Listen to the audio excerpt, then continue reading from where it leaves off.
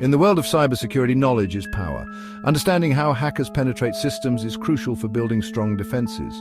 One such method, the reverse shell, is a testament to their ingenuity. Unlike typical connections where you initiate contact, a reverse shell flips the script.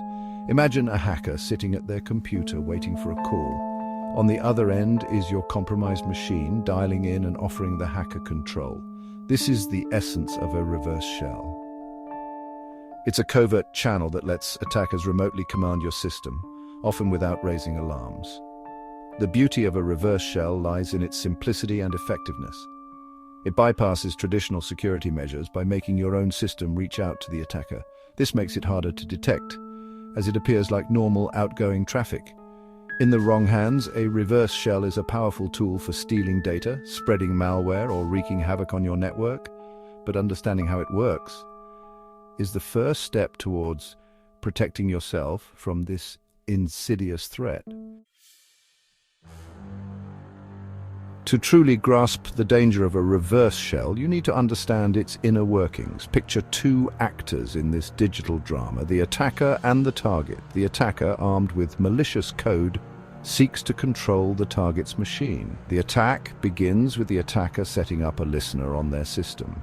Think of this as an open line waiting for a call. They then craft a malicious payload, a small program designed to run on the target's machine. This payload is the key.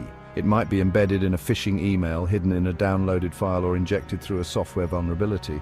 Once executed on the target system, the payload acts like a sleeper agent, silently establishing a connection back to the attacker's listener. This connection, once established, becomes the reverse shell. The target machine, now compromised, effectively becomes a puppet. The attacker, through the reverse shell, gains remote access, free to issue commands and manipulate the target system at will. For the attacker, a successful reverse shell is a thing of beauty. It's the culmination of planning, exploitation, and a touch of digital deception. They begin by choosing their weapon, the payload. The payload is tailored to the target system and the attacker's goals. It might be written in a scripting language like Python, PHP, or even the ubiquitous Bash. The choice depends on the target's operating system and what the attacker wants to achieve. Once the payload is crafted, it's delivered to the target through various means. Phishing emails remain a popular choice, tricking users into opening malicious attachments or clicking on infected links. Exploiting software vulnerabilities is another common tactic, especially if the target hasn't kept their system updated. With the payload delivered, the attacker waits. Their listener, running silently in the background, patiently anticipates a connection. The moment the target executes the payload, a digital handshake occurs. The reverse shell is established and the attacker gains control. From the target's perspective, a reverse shell attack is insidious. It often happens silently, with no obvious signs of compromise. One minute everything is normal, the next their machine is under the control of a remote attacker. The payload, often disguised as a legitimate file or program, executes without raising suspicion. The connection back to the attacker's listener bypasses firewalls and security measures as it appears as normal outgoing traffic. Once the reverse shell is established, the attacker can operate with near impunity. They can steal sensitive data, install malware, or even use the compromised machine to attack other systems. The target, oblivious to the breach, continues their work, unaware that their every keystroke is being monitored. The scariest part? Detecting a reverse shell can be extremely difficult. Traditional security measures often fail to pick up on it, as it exploits the very trust mechanisms built into our systems. Section 5, Netcat, a classic example. Let's delve into a specific example using Netcat, a versatile networking tool often found on both Unix-like and Windows systems. Netcat, or NC for short, is like a digital Swiss army knife, capable of everything from port scanning to file transfer. In the wrong hands, it can also be used to establish a reverse shell. Imagine an attacker wants to gain control of a target machine. They know the target system has Netcat installed. On their own machine, the attacker starts a Netcat listener, specifying a port to listen on. This is like setting up a phone line and waiting for a call. NC LVP 4444. This command tells Netcat to listen LL on port 4444, P, and be verbose, V, providing feedback on any incoming connections. Section 6, PHP exploiting web vulnerabilities. While Netcat provides a simple example, attackers often exploit vulnerabilities in web applications to inject malicious code and establish reverse shells. PHP, a popular server-side scripting language, is a prime target for such attacks.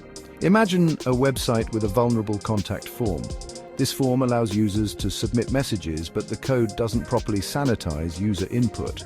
An attacker could craft a malicious message that, instead of sending a normal message, injects PHP code designed to establish a reverse shell. PHP array pipe r//stin 1 array pipe w//stout 2 array pipe w//stir $process $process_open/bin/sh I $descriptor spec $pipes stream_set_blocking $pipes 0 0 stream_set_blocking $pipes 1 0 stream_set_blocking $pipes 2 0 stream_select $read $array $pipes 0 $write $array $pipes 1 $accept $array 0 if in _array $pipes 0 $read $input $Fred $pipes 0 1024 fright $sock $input if in _array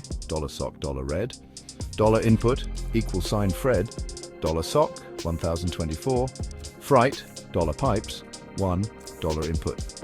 This code, when executed on the web server, establishes a connection back to the attacker's machine, effectively granting them a backdoor into the system. Section 7, Python, versatile scripting for reverse shells. Python, known for its readability and versatility, is another favorite tool for attackers looking to establish reverse shells.